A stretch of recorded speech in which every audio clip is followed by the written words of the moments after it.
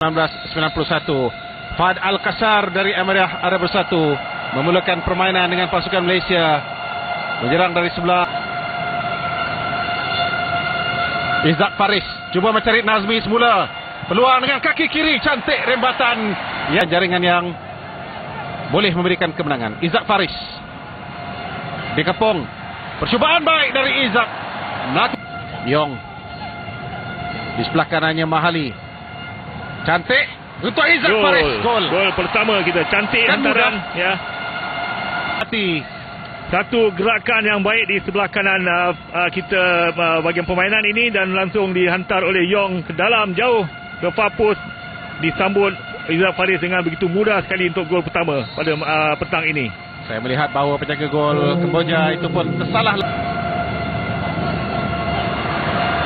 Main ini juga Izzak, peluang untuk Irfan, terlepas tersendiri. Ini sekaligus saya rasa akan membangkitkan semangat kepada pasukan Kamboja dalam hal ini, kerana mereka dapat melakukan percubaan yang diberi.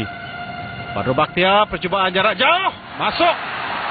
Satu kesilapan daripada penjaga gol sebenarnya. Satu cubaan yang baik daripada beliau tadi, tetapi gagal dibaca oleh penjaga gol Kamboja.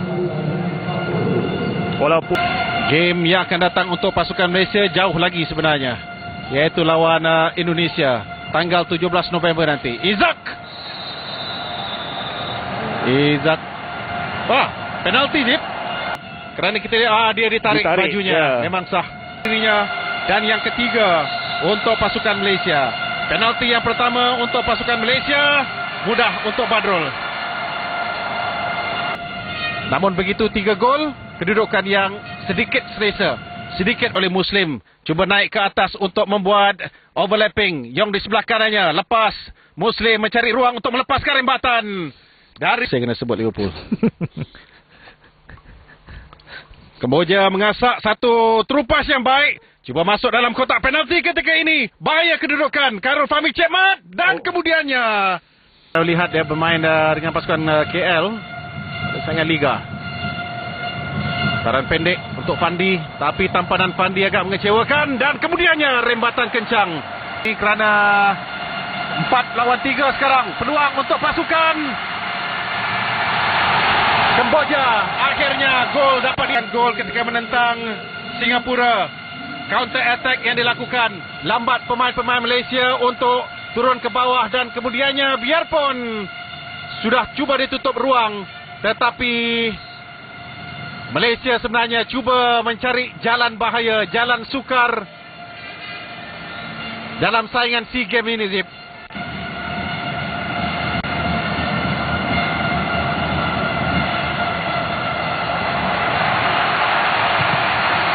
Sekali lagi penjaga gol. Bahaya Khairul Fahmi. Tapi dengan jaringan yang dilakukan oleh Chin Choyun, minit ke-60.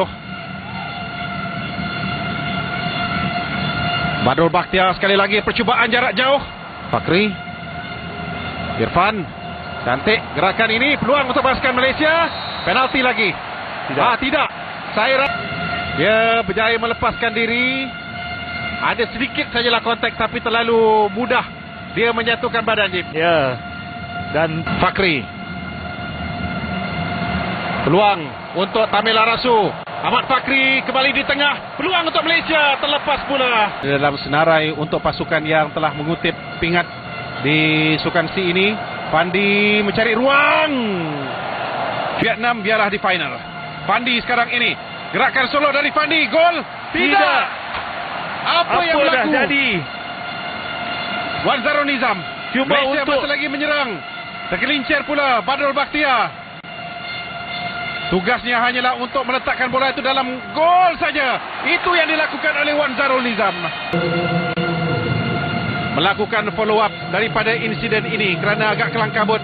Dia berjaya untuk mencuri peluang, dan kemudiannya terus melencongkan bola, menewaskan Soyati. Saya rasa ke-90. Berbaloi dari apa yang beliau tunjukkan sepanjang permainan ini.